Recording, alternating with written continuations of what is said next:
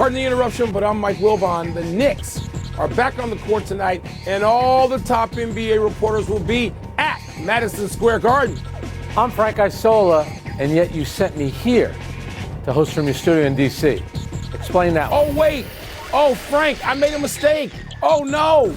I thought you were here, like what? Down the hall. Well, we got a big SUV, big Navigator, going to the garden. I'm going to use your helicopter to get back to New York, so don't worry about it. The big one with Wilbon on the side of it.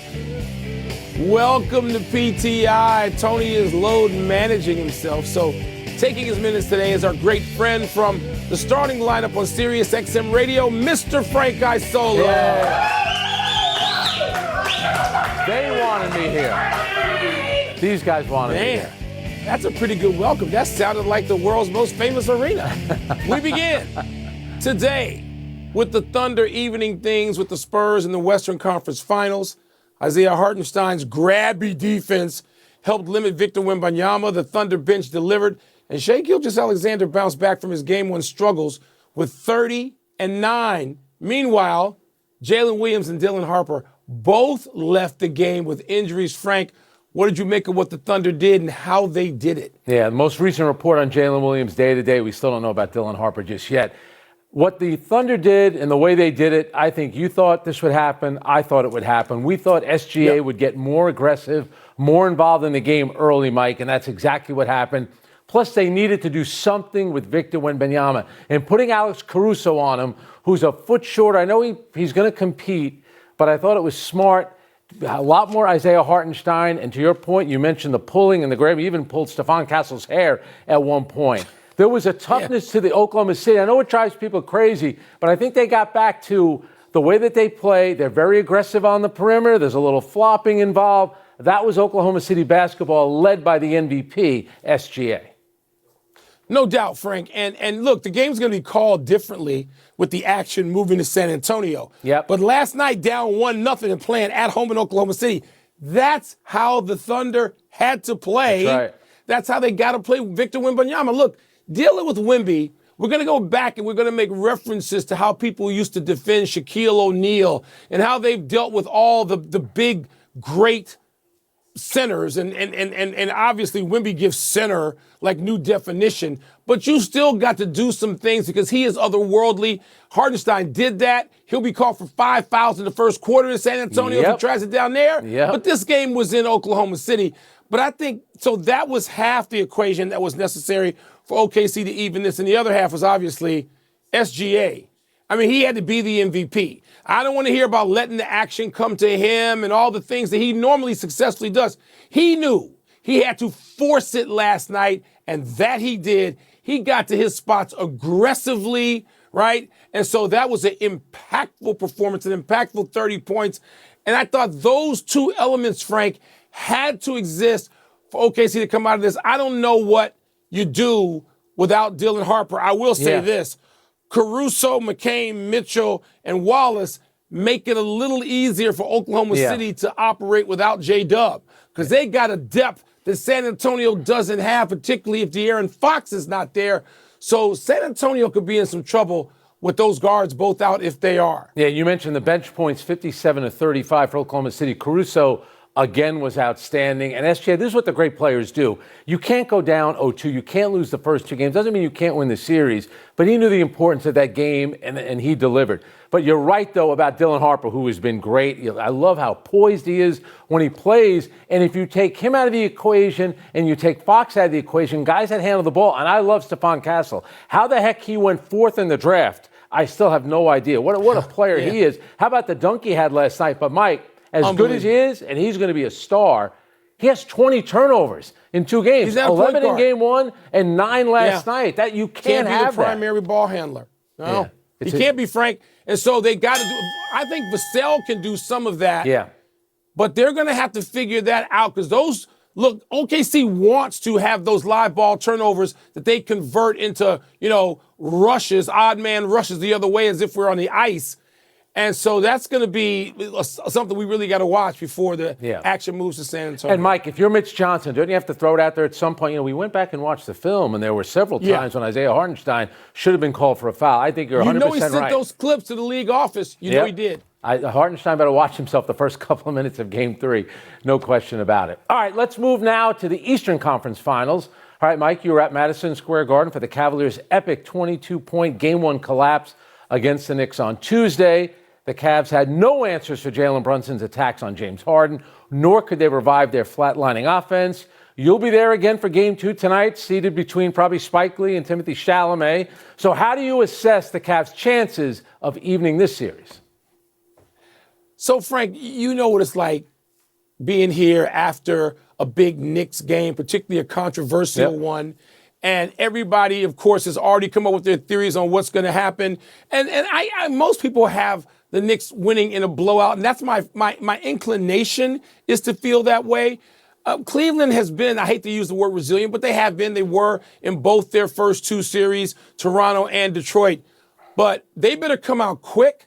They better not fall way behind because the Knicks will blow them out like they started some of those games late in the Atlanta series, right? Yep. They're going to have to get Donovan Mitchell going and let Donovan Mitchell hunt Jalen Brunson. Turn that around. Because Donovan Mitchell was like a decoy. What was he doing late? He scores 29 points in Game 1, but none in the last 8.5 minutes. And he's walking down the right side of the court. We all thought he was injured. Frank. That's not Donovan Mitchell. I know people say, wait a minute, he's gotten tired late in games. He's run down late in some playoff games before. He's also had 50s.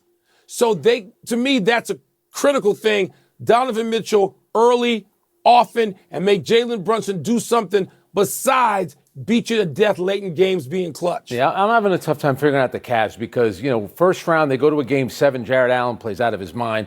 They end up losing 5 straight road playoff games. Then they beat Detroit in Game 5, and you're thinking, all right, Cleveland has it figured out. They lose Game 6, and then they blow them out in Game 7. And now here they are with a 22-point lead in Game 1, and it's Jalen Brunson attacking James Harden. This is what I understand from their standpoint. You go back to last year when the Knicks did the same thing. It happened to them against Indiana, Game 1 of the conference finals, but it was Aaron Nesmith. So if he makes 6 of 7 threes like he did, you're like, all right, who thought that was going to happen? Everyone, including all the celebrities sitting courtside, knew if the Knicks were coming back, it's going through Jalen Brunson. And I know Harden's taking a lot of criticism, as he should. And I know that Kenny Atkins is taking criticism for not calling timeout, which he should. But I agree with Draymond Green, who knows a little something about defense. If you're Dean Wade, you can fight through a screen. The idea is for you to guard James Harden. You don't have to just give up every time. And I thought that was a problem. Which they did. They just gave up the sight of a screen like they were in high school. And Mike, something else about that, and you know how it works with these crazy comebacks. It takes 2 to tango, right? How about the missed free throws by the Cavs? And, in Game 7 against Detroit, they were 28 of 44 from the free throw line. Gentlemen, you're NBA players. It's the playoffs. And sure enough, missing free throws. Harden missed a big one. Jared Allen missed 2 big ones in that fourth quarter comeback. It kills you every time.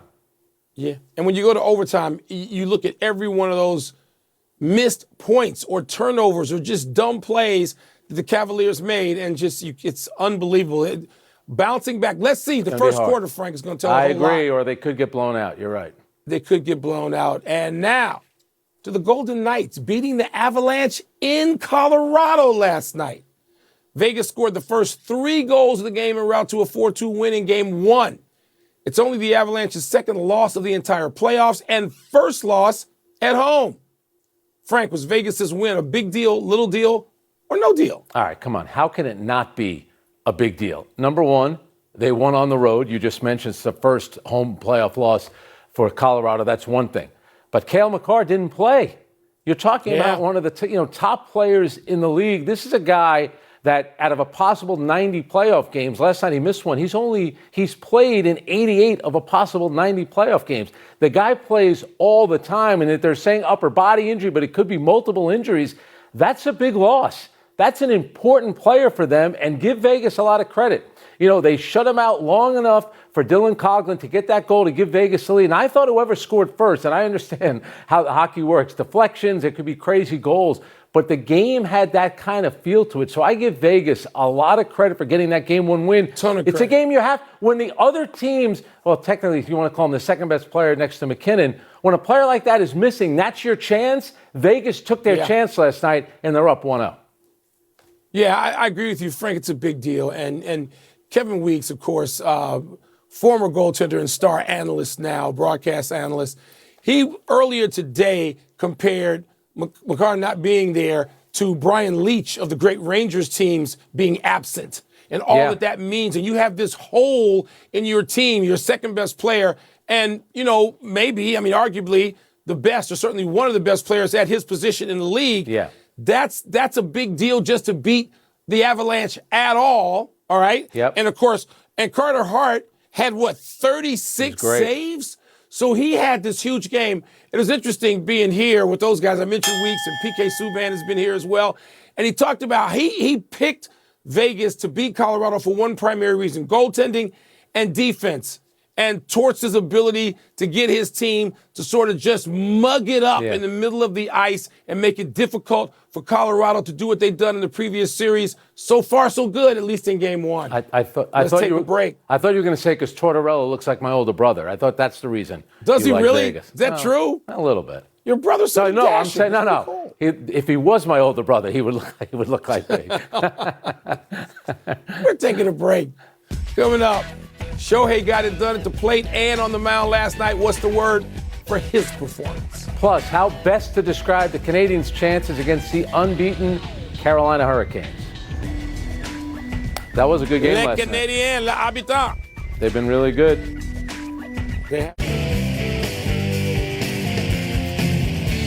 Time to show off some exemplary vocabulary. What's first? Last night's performance from Shohei Ohtani was blank. Man, Shohei, the first hitter in the game, goes yard right away, Frank. Just goes out. Yep. And, of course, he's pitching, and he passes Bob Gibson for the 7th time that Shohei has homered in a scoreless start. Bob Gibson, the great Bob Gibson, had done it 6 times. Of course, Gibson probably did it with 6 complete game shutouts, but nevertheless, Shohei did this, and my word is flexing, because only he does this now. We can't even say Ruthian, because Ruth never led off these games. Nope. Shohei is leading off game. He can lead off, hit it out, come out, and shut you down. And now he's on some other list with Koufax in terms of the start of the season, the ERA. Fernando. Flexing. Yeah. My word is superstar stuff. And the reason I say that is because Dodgers reliever Kyle Hurt, that's what he said before the game. He said, I think we're going to see some superstar stuff from Shohei. And to your point, he leads off the game with a home run in a game he's pitching in. That's only happened once before. Shohei did it in the playoffs in 2025, and then he does it for the first time for any pitcher in a regular season game. Then he retires the first 9 batters he faces. In the 5th inning, he's tiring a little bit, bases loaded, 1 out, and on his 88th and final pitch, he gets Fernando Tatis Jr. to ground into a double play. The guy is unbelievable. You realize that his ERA is 0.73, and then in his last seven games that he's played in, he's 13 of 27. So the way that we talk about, like when we're seeing Wembanyama, it's like something we've never seen. Yep. With this guy, I don't know if we appreciate it enough. I know we talk about it a lot on this show, as we rightfully should, but I think sometimes it's becoming so commonplace. It's ridiculous what this guy's doing on pitching and hitting. Throw in Lamine Yamal, and you got the 3 people worldwide that think you want to see, right? That's flexing. Look at Mike throwing out a Spanish player. You know what I'm saying? Impressive. What's next? The Canadiens have a blank chance of beating the Hurricanes in the Eastern Conference Final. So, Frank, first of all, no Canadian team has won a Stanley Cup since 1993. Hard to believe. Montreal did it. It's been long enough, right? So, but I'm going to still say that Montreal's got a villain's chance.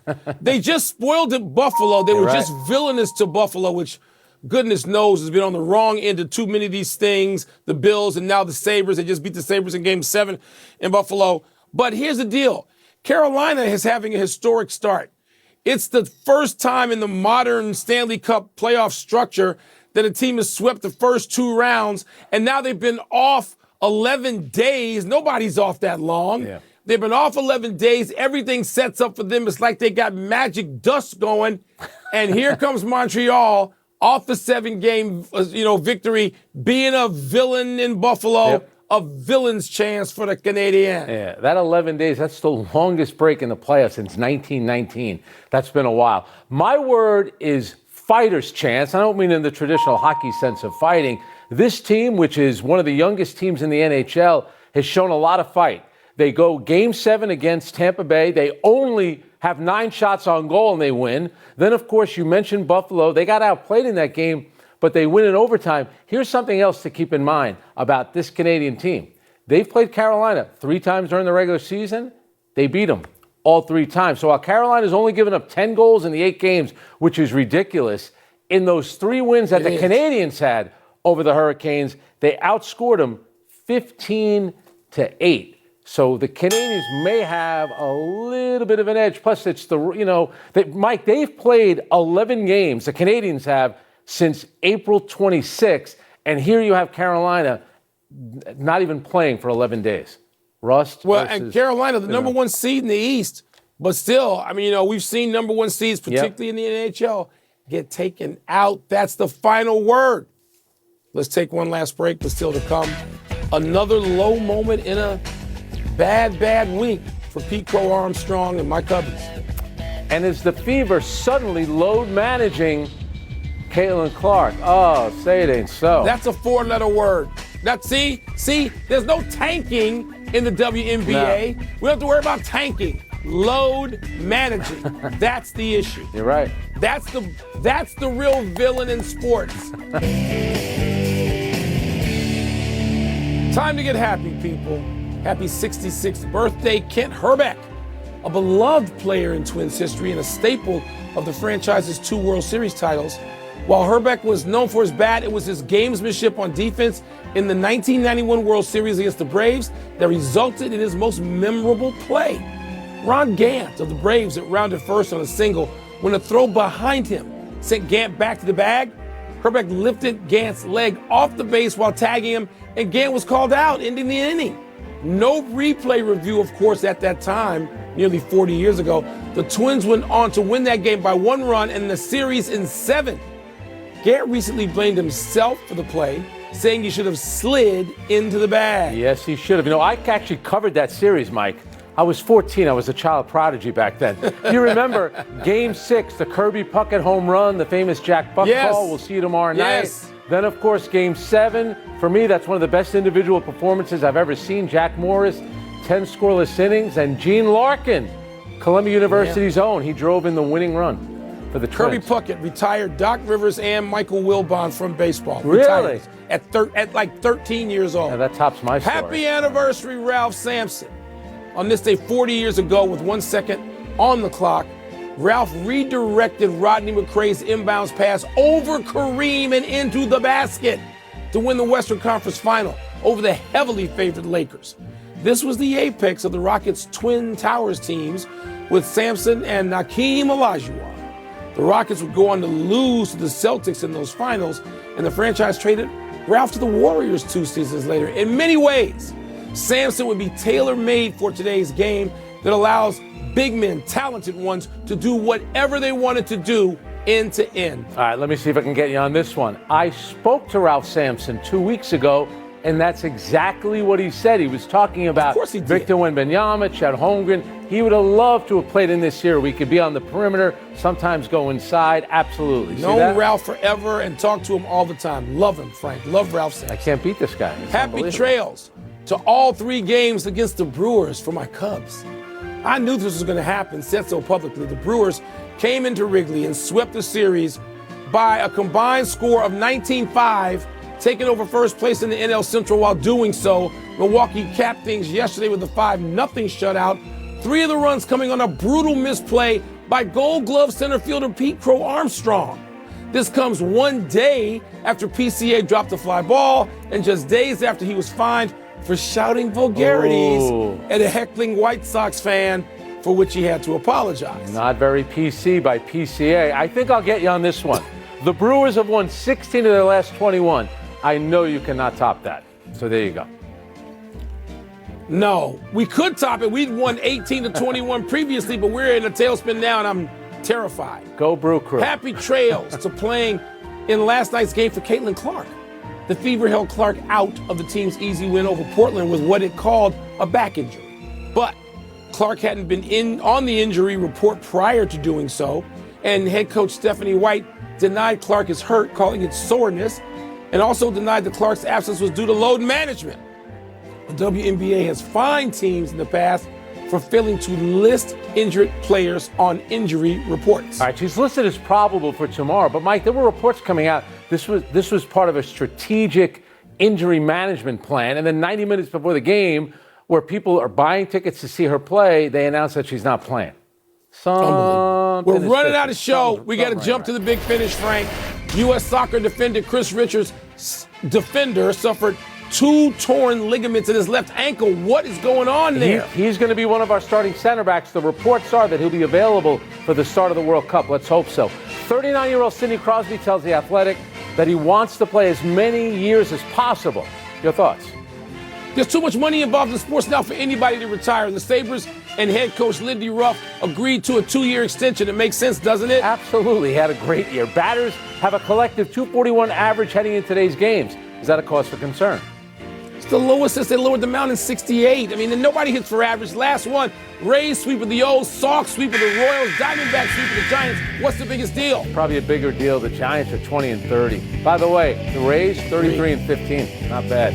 We're out of time. Thanks for watching. I'm Frank Isola. And I'm Mike Wilbon. Same time tomorrow, knuckleheads. It's a big ball and puck night. And now, your sports. I'll see you at the Garden.